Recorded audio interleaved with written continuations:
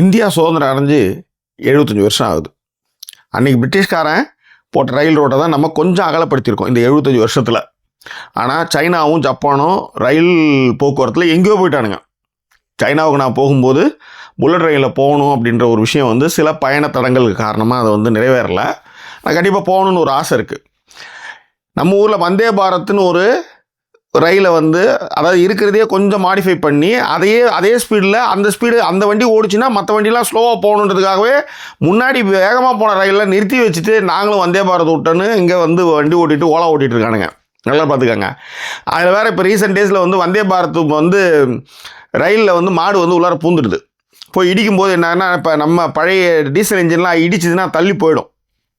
மாடு எதாக இருந்தாலும் தள்ளி போய்டும். அந்தளவுக்கு ஸ்ட்ராங்காக இருக்கும். இவனுக்கு வந்தே பாரத்தில் வந்து ஜப்பான் மாதிரி நாங்களும் வந்து பண்ணுறோன்னு சொல்லிட்டு இவனுக்கு என்ன பண்ணானுங்க, முன்னாடி பக்கம் வந்து கொஞ்சம் கூம்பாக இருக்கணும் அப்படின்றதுக்காக காற்றை கீச்சிட்டு போதும் அதுக்கேற்ற மாதிரி மாடிஃபை பண்ணியிருக்காங்களாம். அந்த மாதிரி வந்து இவனுக்கு வந்தே பாரத்தை இவனுக்கு பண்ணானுங்க. அது கடைசியில் வந்து மாடு ஆடெல்லாம் நம்ம ஊரில் போவோம். அதுக்கான ஏற்பாடுகளோ அதற்கான தடுப்புகளோ நம்ம உருவாக்கவே இல்லை. நீங்கள் நல்லா கவனித்து பாருங்கள். ஒரு விஷயம் சொல்கிறேன், நீங்கள் இந்த மாதிரி வடிவமைப்பு பண்ணிங்கன்னா சைடில் வந்து எந்த விஷயமுமே வந்து ரயில் ரோடை கிராஸ் பண்ணாத அளவுக்கு நீங்கள் தடுப்பு சுவர்களை அமைக்கணும். நம்மளுக்கு அங்கே அம்பானிக்கு அதானிக்கு வேலை செய்யறதுக்கு நேரம் சரியாக இருக்குது. இதெல்லாம் யார் நம்ம கவனிக்கிறது?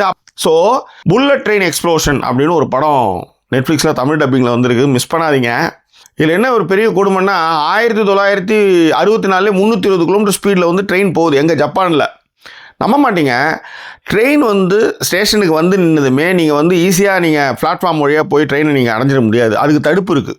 ஏன்னா அவன் 320 மைல் ஸ்பீடில் வரும்போது நிறுத்தாமல் கூட எவனோ வந்து ஊந்துட்டா என்ன பண்ணுறதுன்றதுக்காக அந்த பிளாட்ஃபார்முக்கு முன்னாடியே, அதாவது நீங்கள் ரயில் ஏறதுக்கு முன்னாடியே ஒரு பெரிய தடுப்பு இருக்குது. அந்த தடுப்பே ரயில் வந்து நின்னதுக்கப்புறம் தான் திறக்குது. இப்போ எப்படி நம்ம மெட்ரோ ஸ்டேஷன்லாம் வந்து கண்ணாடி கதவுலாம் போட்டு ஃபுல்லாகவே மூடி ரயில் வந்து கண்ணாடி கதவுலாம் திறந்ததுக்கப்புறம் உள்ளார போகிறோம் இல்லையா, அந்த மாதிரியான அமைப்பை அவங்க இப்போ ஏற்கனவே பண்ணிட்டாங்க. இதில் சாதாரண ட்ரெயின்லேயே பண்ணிட்டாங்க. ஆனால் நம்ம ஊரில் மெட்ரோவில் இப்போ தான் வந்து அந்த கண்ணாடி தடுப்புகள்லாம் போட்டு எந்த ஒரு பாதிப்பும் வந்துடக்கூடாது அப்படின்றதுக்காகலாம் பண்ணிகிட்ருக்கோம். நம்ப மாட்டீங்க, ஒரு ஸ்டேஷனில் வந்து என்னென்னா ஒருத்தவனுக்கு வந்து தலைவலி வந்துடும். அவனுக்கு மெடிக்கல் எமர்ஜென்சிக்கு ட்ரெயின் வந்து இங்கே நிற்கும். அதுக்குள்ளே எங்கள் அது பேர் என்ன ஆம்புலன்ஸ் போய் நிற்கணும்னு தகவலெல்லாம் டக்குன்னு போயிட்டே இருக்குது. இங்கே ரயில் விபத்து நடந்தா என்ன, எவன் சத்தா எனக்கு என்ன, எக்கேடு கெட்டு போனால் என்ன? நண்பர்களே, நெட்ஃப்ளிக்ஸில் புல்லட் ட்ரெயின் எக்ஸ்ப்ளோஷன் அப்படின்னு ஒரு படம் தமிழ் டப்பிங்கில் இருக்குது. உங்கள் பிள்ளைங்களோட கண்டிப்பாக பாருங்கள், அவங்களுக்கு வரலாற்றை சொல்லிக் கொடுங்க. ஸோ உண்மையிலே டோன்ட் மிஸ் இட். செம்மையான ஃபிலிமு. அது மட்டும் கிடையாது, புல்லட் ட்ரெயினுடைய பாகங்கள் அக்கு வேறு ஆணி வேறு அவங்களுடைய செயல்பாடுகள் எல்லாத்தையும் பிரித்து மேறானுங்க. மிஸ் பண்ணாதீங்க. Don't miss it.